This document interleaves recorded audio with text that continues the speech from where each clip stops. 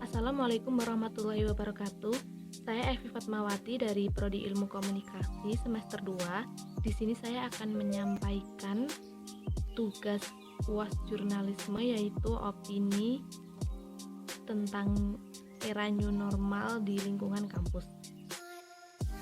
Seperti yang kita ketahui, saat ini berbagai negara, khususnya di Indonesia, sedang terjadi pandemi virus corona. Virus yang berasal dari Wuhan, Cina tersebut muncul pada bulan Desember tahun 2019. Hal ini menimbulkan berbagai dampak di berbagai sektor, khususnya di bidang pendidikan. Sampai pada akhirnya pemerintah mengeluarkan aturan bahwa sistem pembelajaran dilakukan dari rumah atau disebut daring semenjak bulan Maret lalu. Setelah beberapa bulan diterapkan sistem daring, kini pemerintah menggulirkan wacana new normal, termasuk kenormalan baru dalam bidang pendidikan. New normal sendiri merupakan sebuah perubahan perilaku dalam menjalankan kembali aktivitas seperti biasanya, namun dengan tetap menerapkan pola hidup sehat sesuai dengan protokol kesehatan. Di era new normal, kita diminta untuk bisa hidup berdampingan dengan COVID-19.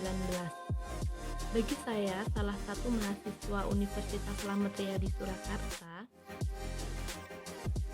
penerapan new normal bisa jadi angin segar atau sebaliknya harapan yang menakutkan. Angin segar berarti mahasiswa yang selama ini tidak nyaman dengan perkuliahan online dapat kembali merasakan kehidupan kampus seperti biasa, walau harus mematuhi protokol kesehatan. Sedangkan new normal bisa menjadi harapan yang menakutkan sebab keinginan mereka untuk kembali ke kampus tidak didukung dengan kondisi di lapangan.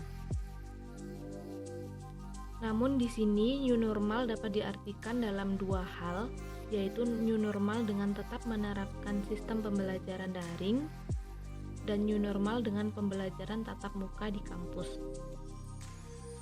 Namun jika dilihat sekarang ini, khususnya di Solo, jumlah orang yang positif terkena virus corona masih tetap bertambah dan menjadikan Solo zona hitam.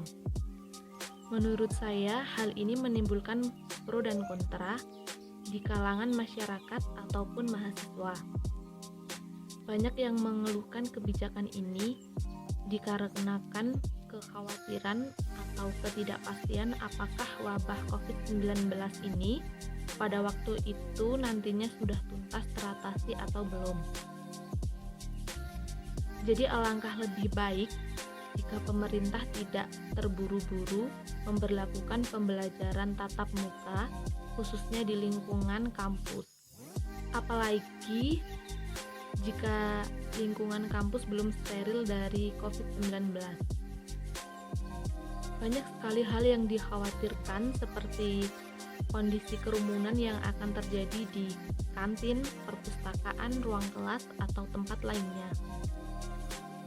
Yang menjadi pertanyaan, apakah para mahasiswa sudah benar-benar bisa disiplin untuk physical distancing, termasuk menggunakan masker? Jika dilakukan terburu-buru, tidak hati-hati dan mengabaikan kurva penularan yang masih tinggi, maka keputusan ini akan sangat berisiko sekali.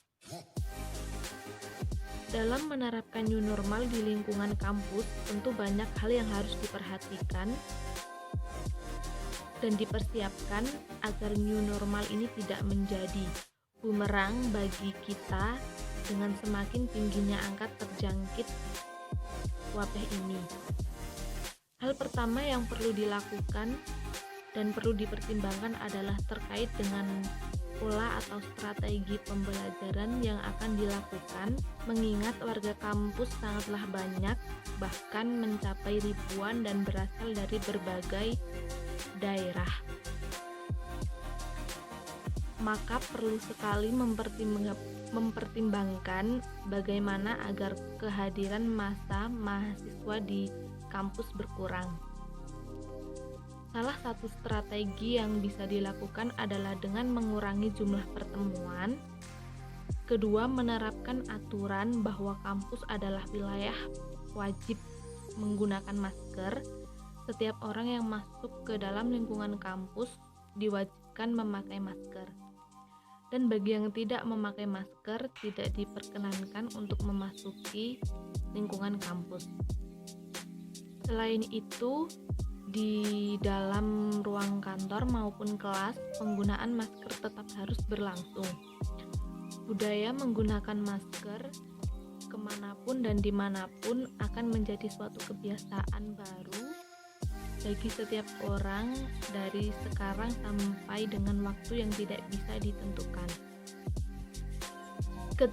Ketiga, menyediakan titik-titik lokasi bagi warga kampus untuk bisa melakukan cuci tangan dengan sabun, dengan membuat beberapa titik di mana disediakan air yang mengalir dan sabun untuk mahasiswa maupun dosen dan karyawan untuk mencuci tangan kapanpun mereka butuhkan. Keempat, menerapkan physical distancing di dalam lingkungan kampus. Hal-hal teknis terkait penerapan physical distancing perlu diperhatikan khususnya dalam menata ruang kelas. Terlepas dari semua itu, marilah kita bersama-sama sebagai warga kampus maupun sebagai warga masyarakat Indonesia terlibat aktif dalam memutus rantai penyebaran virus corona dan siap memasuki era new normal dengan harapan bahwa bangsa Indonesia bisa mampu dan menjadi semakin lebih baik. Itu tadi opini saya tentang era new normal di lingkungan kampus. Terima kasih. Wassalamualaikum warahmatullahi wabarakatuh.